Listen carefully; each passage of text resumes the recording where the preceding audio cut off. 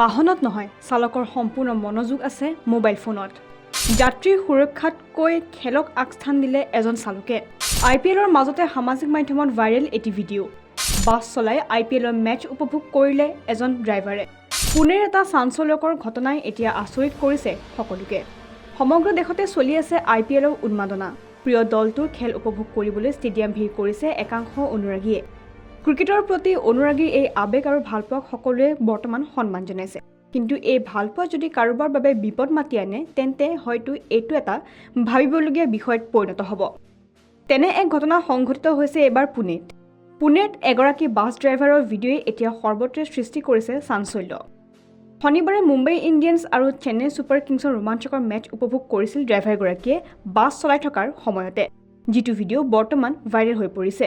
বাছখনত থকা এগৰাকী যাত্ৰীয়ে চালকজনৰ এই কৰ্মকাণ্ডৰ ভিডিঅ' নিজৰ মোবাইলত আবদ্ধ কৰিছিল। পৰৱৰ্তী সময়ত বাছখনৰ চালকৰ বিৰুদ্ধে লোৱা হয় বিহিত ব্যৱস্থা।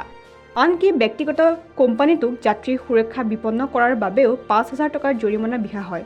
লগতে মহাৰাষ্ট্ৰৰ ৰাজ্যিক পথ পৰিবহণ নিগমে মুম্বাই পুনে পথত শিৱনেৰী বাছ চলাই গৈ থকা অৱস্থাত মোবাইল ফোনত ক্ৰিকেট খেল চাই থকা চালকগৰাকীক চাকৰিৰ পৰা বৰ্খাস্তও কৰে।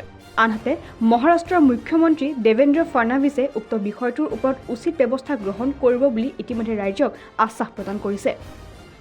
News desk report, current Assam.